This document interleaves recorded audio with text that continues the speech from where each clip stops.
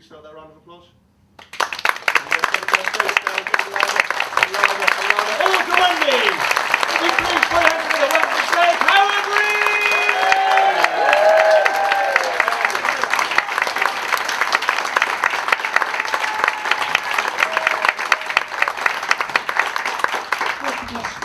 That felt forced. Are you well? Someone, yes, as if a bit pissed off to be asked. I was going to start off with a bit of local material, but all my local material's about where I live. Get it? It's been a lovely evening comedy so far, isn't it? Properly great in a way you probably don't need me to be that funny. It's be like I'll be like a sorbet at the end of the. I don't have the end of you anyway.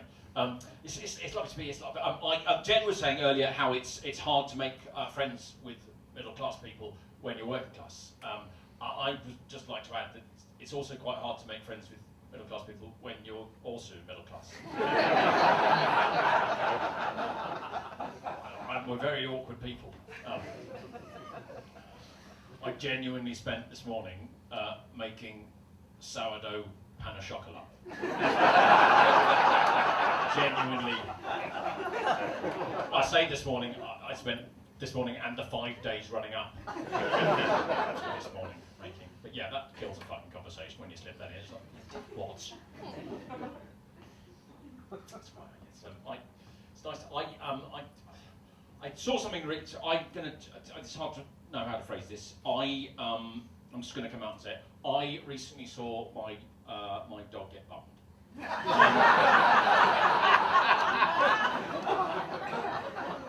Some people are laughing, and some people there's sense some tension. Bummed, it feels like a homophobic word. When I was growing up in the 80s and 90s, very much was a homophobic word. It's not homophobic anymore. Relax, everybody. It's anyone can bum anyone these days. Men can bum each other. Go for it, lads. You have my support.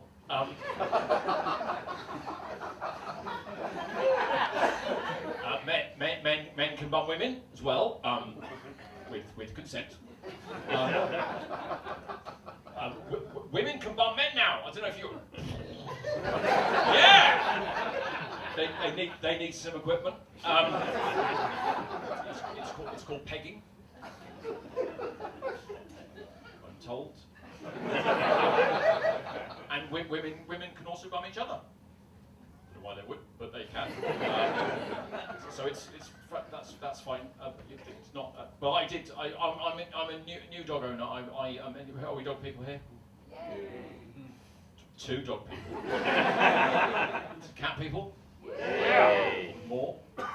General haters of all animals. Just one really evil laugh at the back. That's where all their dogs have gone. I was new to dog ownership. I had a tricky lockdown. Go back to lockdown.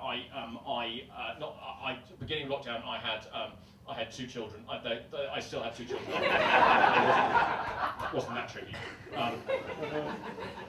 But at the beginning of lockdown, they were 12 and 13, and at the end of it, they were 14 and 15. I had a boy and a girl, double puberty lockdown, locked in a house with a boy and a girl going through all the emotional and hormonal changes that puberty brings upon it. It was almost a hormonal perfect storm. There was a moment where my wife also thought she was starting the perimenopause. It was a false alarm. Kids had just been dicking with the thermostat.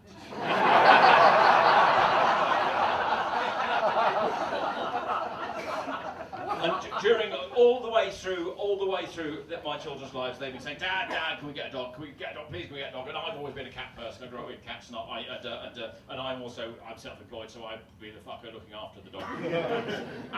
But then I snapped. Basically, it was just the relentless hormones that just got to me, and I finally get a dog, and we were looking for a dog, and we were looking for a rescue dog because we're on insufferable cunts. and there was a buyer's market. No, it was a seller's market, wasn't it? It was a seller's market not down for dogs because like everybody wanted a fucking dog, and we just kept on missing out on getting a rescue dog. And in the end, there were 2 dogs that wouldn't be separated. So we got 2 small. My wife's genuine thinking was, it's okay, 2 small dogs just basically add up to 1 medium-sized dog. That is not the case, especially when they're rescue dogs. They are fucking insane. They absolutely love us, but hate everyone and everything else on the planet. In the morning, I go in, I open the curtain, they just.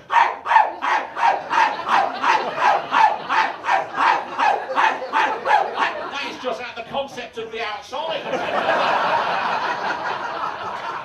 And then you've got to fucking take them outside. Twice! You just take them outside, there's 2 tiny dogs lunging, I'm just constantly, the leads are constantly torn, I'm being pulled in 2 different directions because they fucking hate different things. But then I get to go, I'm sorry, but he's a rescue.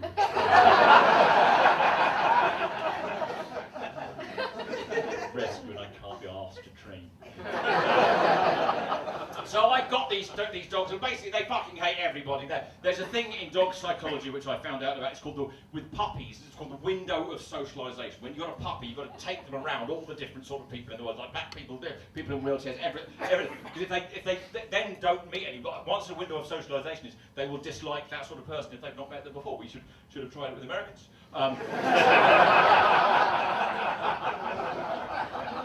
Kent. And a lot of other places, mainly near roundabouts. My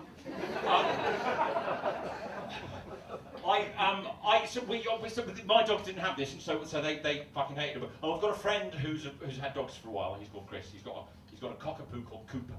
And he said, what your problem is, your dogs are not socialised. You need to socialise your dogs there in later life. But if you basically introduce them to lots of different sorts of dogs, they will slowly learn that not everybody in the world is hot. And so I went for a dog walk with my friend Chris and Cooper, and initially there was and then just suddenly they just coexisted. It was a beautiful hope for the entire world. They just suddenly went, okay, he's all right. And we went for a lovely walk in the countryside, and the 3 little dogs were running about, having a lovely time. And then slightly after, there's a different sort of rough and tumble going on from the earlier rough and tumble. And there was 2 boy dogs. By the way, my dogs are called Chewy and Yoda, because I have teenage children. Yoda is a girl, but she's got pointy ears like Yoda, and Chewy is a boy who looks like this. Cooper and Chewy, there was a sort of leapfrog thing going on. Cooper was sort of doing a leapfrog thing on Chewy, and I was going, what's going on with Cooper and Chewy there? Is that normal dog? And Chris said, that's perfectly normal. That's just perfectly normal dog behaviour. That is just Cooper asserting his dominance. And I said, I'm pretty sure I saw him inserting something.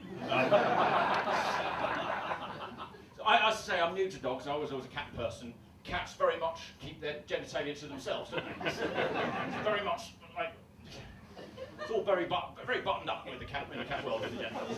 Genuinely, when I was a kid, we got a cat. We thought it was a girl. No, we thought it was a boy, and it had kittens. That is how they were being non-binary before we got popular. Dog genitals, on the other hand, they're right out there, especially with the boys. There's very obvious ways. Dog penises are weird, aren't they? They're fucking odd. They're like something from the film Alien, but on an Ewok. I did this other day and someone shouted, it's like a lipstick, isn't it? It's like a lipstick. It's not like a lipstick, it's like a filthy fucking Calippo.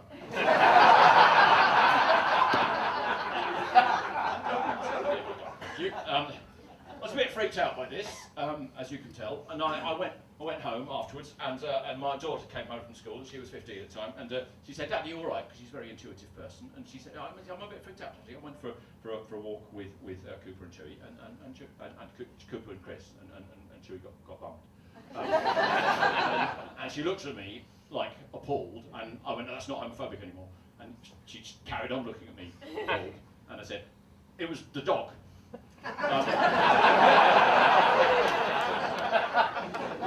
And she carried on looking at me appalled. Fuck, what have I missed here? And she said, Dad, how do you know that's a bad thing? How do you know that Chewy isn't gay? Why, of course, fucking boomer here. I didn't like. Of course, everyone's on a spectrum of sexuality. Dogs probably included. Then it occurred to me I had seen his face when it was happening. It was very much like.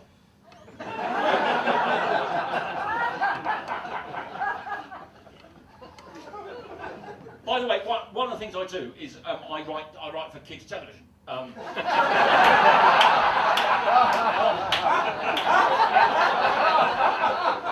all the same material. You can't say filthy fucking Calippo on TV. Calippo's very high in sugar. But my friend Chris is if anybody's got any kids or grandkids, let's face it. My friend Chris is the musical director of the CBeebies Panto. Every year CBeebies does a panto, and it's lovely, very high production values. And every so often the camera cuts to the band, and the guy behind the piano is playing it. It's beautiful. It's my friend Chris. So next Christmas, you sit down with your little ones in your life and just watch Sleeping Beauty or something like that. And when it cuts to the guy on the piano, you can go, "That bloke's dog's a sex offender."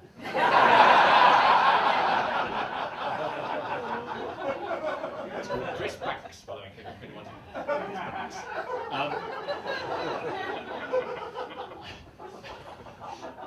and his dog, he's got his.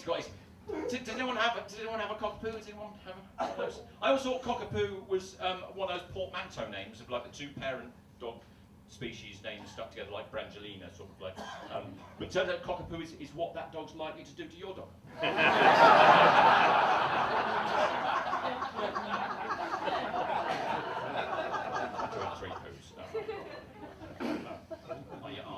I'm a parent as well. I'm seeing the other parents in. Yeah. There was a little like a little tiny funfair. Off your head on drugs. I worry that I'm not a good role model to my kids because this is what I do for a job. Talk about my dog Cock. Strangers. The reason I did this, my role model when I was growing up was my Uncle Mick.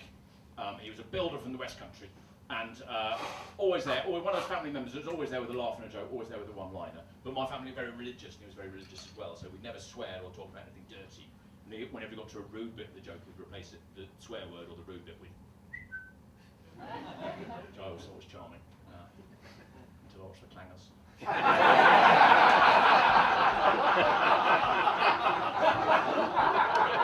don't know what those filthy cock-nosed face mice were doing. 7 minutes of solid water-warming filth. I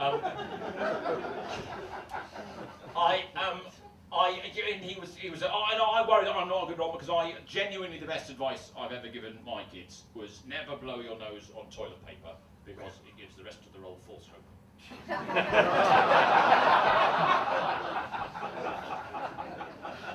And I do worry that I've not been a good role because my daughter is now 17 and she's starting doing stand-up comedy. That's I thought I'd made it look as hard as possible, and we've never had any fucking.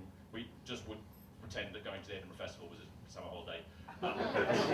She wants to be a stand-up comedy, and comedian, and I'm worried that because the younger, probably some of the whippersnappers are on tonight. They probably do like roast battles and stuff like that. They do sort of all that alpha stuff and sort of and I'm worried that sometimes she's going to have comedy powers are going to surpass mine, and then she's going to want to take down the silverback of the comedy pack. Some sort of rap battle or something like that. But then it occurs to me I've got a devastating and very accurate put down I can do on it, which is I fucked your mum.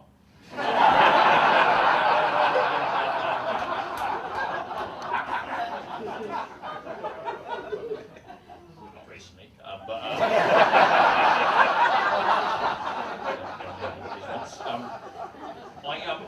do we find that parenthood is a two-way street? Do parents of you, have your kids taught you anything? It's turned into a Q&A now, isn't it? I've learned for you. When they were babies, I realised that a baby is one of the only things in the world that gets louder when you shout "shut the fuck up" at it. Ever since they were toddlers, I have had a skill that I never had before. I would spend time with a toddler. I now, and for the rest of my life, will always be able to tell when someone's shitting themselves. Got a nephew now, he's a toddler, and it's having a chat with him, and it's usually about Paw Patrol, as we mentioned earlier. Having a lovely chat. Halfway through a perfectly charming chat with a toddler, it will quite often be interrupted by this.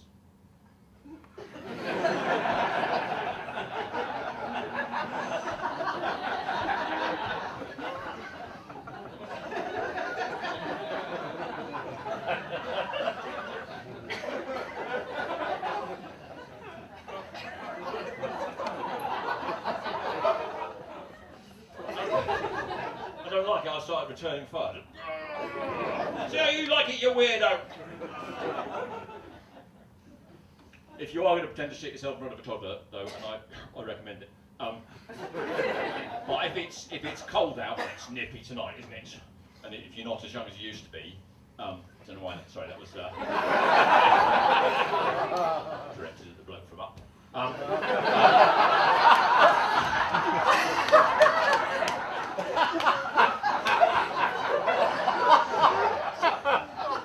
Where's my house? If you're going to pretend, you know when you pull a muscle, you don't necessarily feel you pulled the muscle till the next day. I woke up with a shooting pain in my neck after Christmas, and I panicked. There's heart disease in my family, and I went straight to the doctors. I phoned up the dragon that guards the doctors, and then about a month later I got to see the doctor. And I went to see the doctor. He said, I've got a shooting pain in my neck. It's in my heart. It's in my dick. My dad's got angina, and he said, relax. I don't think it's your heart. I think it's an external muscular injury. Have you been doing anything the last 48 hours where you may have pulled a muscle in your neck? And I was stumped, because some of you ahead of me, I was stumped because I'm self-employed, so most weeks I barely move at all. Not going to pull the muscle. Oh!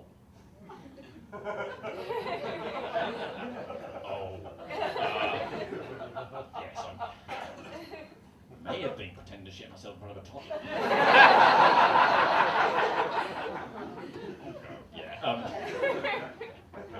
My life. And it's tricky. I mentioned the regularity of the sex earlier. I'm also in a long-term relationship. Anyone else in a long-term relationship? Some positive. Yeah. How long have you been together? Who's that? With me. Oh, it's Silky. 18 years. 18 years. Can anyone beat 18 years? I've been thrilled about it as well, haven't you? That beats it hands down. 20? 20, what? 3? 23. I was going to say 3 is not. 23. Someone said I can beat it hands down up there. A fortnight. That's hands down. A fortnight, that's hands down.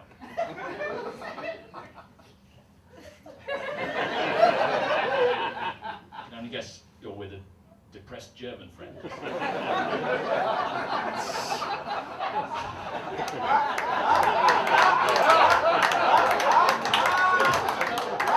less, that's a lot less than 23 years. Yeah, but that's good, isn't it? See what you do? Yes. Yeah. Previously, we were having, frankly, the most depressing auction in the world. And you've gone the other way and said But it's... is the spice of life, isn't it? Yes. I'm just going to say yes to it because I'm terrified of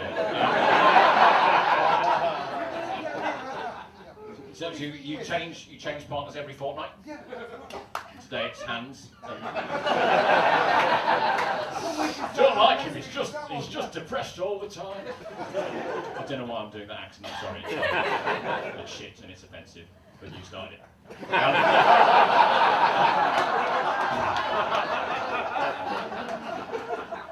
So you've been in a fortnight. Are you with someone at the moment?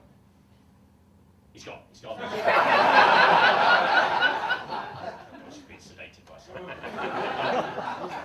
23 years. No one can be 23 years in an upward direction, not just in a we're not social experiment.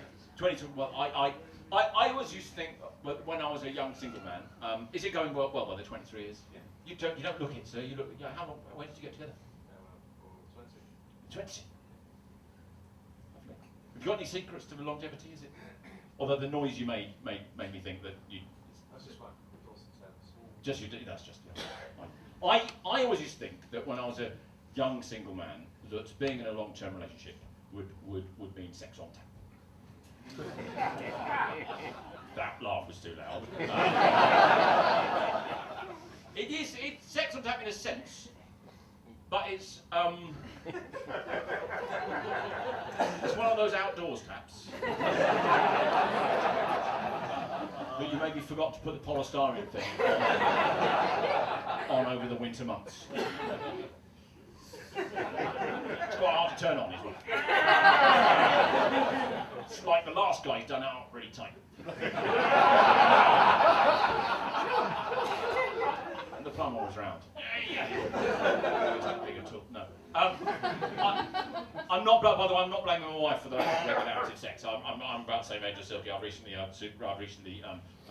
noted a significant birthday. I recently passed the birthday that my dad, or the age that my dad would have been when he turned 50. As you get older, the regularity of there's a hydraulic thing going on. You're in your 40s, so you might be on those slippery slopes. You look like the younger people, and you're probably catapulting the duvet over the headset every morning, regardless of talk.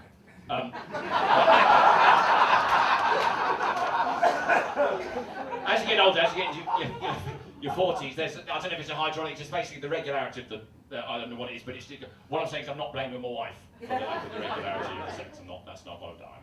It's just some nights I just don't have it in me. So, it's shit. Good noise. I've been trying to spice things up a bit in the bedroom, trying to get things. Because not without cause. It was our anniversary in November, and I realised on our anniversary I could actually count the number of blowjobs I've received in the last year of my married life. I could actually count them on my penis.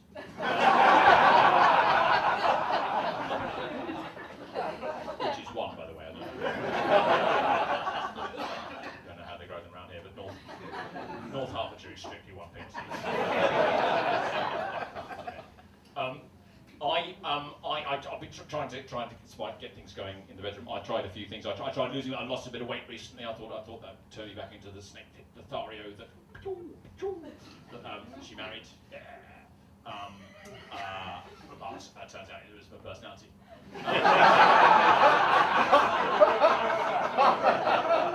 No, it wasn't before time, because I as I say, I'm 50 now, and I had puppy fat for longer than most dogs live. In dog years. But also, I always thought, because I'm tall, I always told myself I'm carrying a bit of timber, but I know how to carry it. But then I saw some holiday photos, and I realised I do know how to carry it, but I really don't know where to put it when I sit down. So I tried, lost a lot of bit of, and gentlemen, if you do ever lose a significant amount of weight, it does make you look bigger. Now, I don't know if it actually makes it bigger downstairs, but it just looks bigger in comparison because there's less of the rest of you. It's just a trick of the light. Trompe-l'oeil. But I genuinely, if I'd taken a picture, say, every night that I was losing weight, and then edited it together into an animation, it'd have looked like a happy soldier marching over the top of the hill. I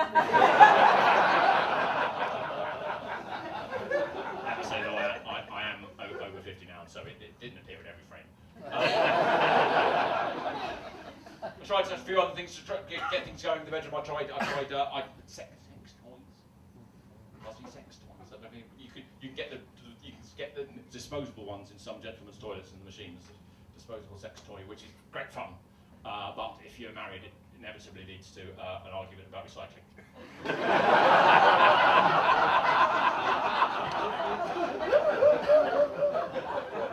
Class, I don't think they do compostable ones yet. We sort of upgraded to get one of the ones from one of the websites with the proper, make sure you charge them. Make sure you charge those fuckers up, because it's nothing worse than starting a performance electric, and then before the finale, Had to switch back to acoustic. It's like that Bob Dylan film, but backwards. I also tried a bit of role play. I thought I'd try to spice things up a bit of role play, some dirty talk. You dirty lady. I thought that'd be sexy. I thought that'd be erotic, but I didn't think it through. I picked the wrong sort of role play. I tried slapping some money on the table for some kinky sex. I'm ashamed of, possibly why I liked it. I mistimed it as well. I tried slapping some. My wife had recently gone back to work, so some months she earned more money than I did. So I tried slapping some money on the table, some kinky sex, and I got outbid. I said, I'll give you £50 for a road job, so you've got £100 to fuck off and go back to sleep.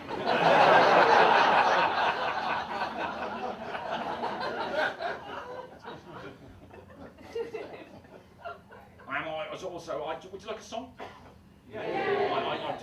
Obviously I'm aware I'm on the bill with Silky, who's quite good at songs, isn't he? Don't do that. Thank you for that one. The rest of you are on the list. This is a song. It's a lullaby that I wrote for my kids when they were little, and fucking hell, children grow up quick, a lot quicker than new material. And in case anyone's thinking, shit, he's massive. It's a ukulele. It's a very small guitar. It's a musical giant. It's not attacking Chapel Allerton. Think of the house prices. I can barely feel the cobbles. And you'll notice I'm not plugging mine in. Showing off in it. I don't play it well enough to warrant amplification. It's a lullaby that I wrote for my little ones when they were little. And if you... And just to be totally accurate to all those years so long ago, I'm not going to tune... No, I'm going to...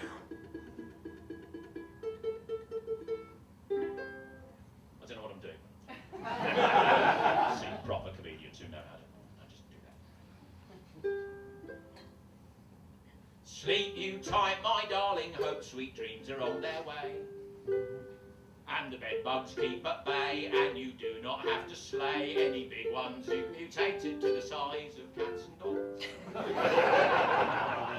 Hope the bed bugs don't have talons and great teeth to bite your legs, drain your marrow to the dregs, but I'm sure they won't attack you if you lie here very still.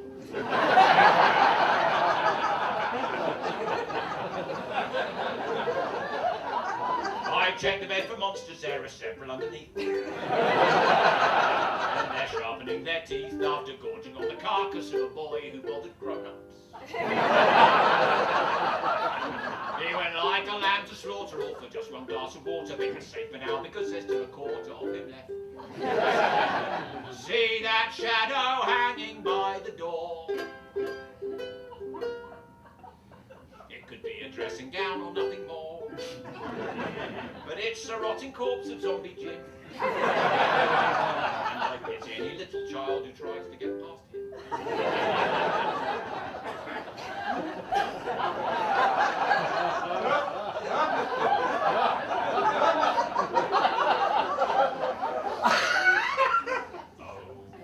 Oh, dry your tears, my love chops. How I hate to see you cry. And I'll tell you now for why. There's a certain sort of fly who will burrow in your eye to once he's had a drink, he'll lay his eggs inside your brain, until you go insane. And he says if you complain about bedtime set at 4:30, he'll poo right in your ear. Yes, I know that you're not very tired, but if you don't go to sleep, then I'll get fired. Without a job, I can't buy any food, toys or clothes, so you'll have to go to play school in the nude. So, close your eyes, my precious. Bats can't bite if you're asleep. Although if they hear a peep, start sharing bed with mummy, then they'll rip you limb from limb.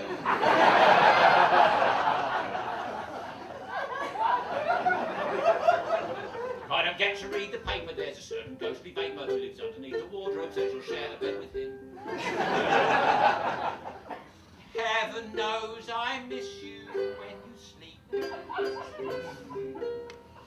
But the devil knows the company I keep.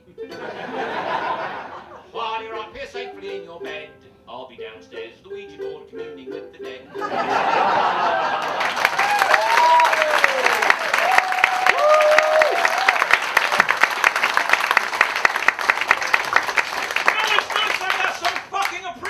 See, my kids, when they were little, didn't understand all the nuances of the song. So I spent a long weekend drawing them scenes from it, all over the bedroom ceiling, underside of the top bunk, in glow-in-the-dark paint. They just cried. I'm grateful. He's no son of mine, according to those tests. Damn you, Jeremy Kyle. Fucking my wife.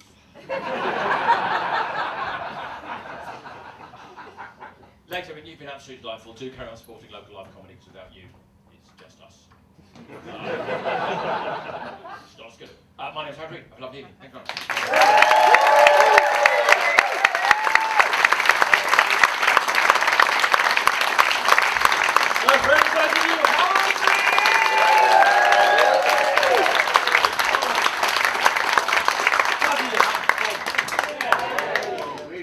The year with a beauty. Would you please put your hands together? Firstly, for the people who make it happen, for Mark on sound and light.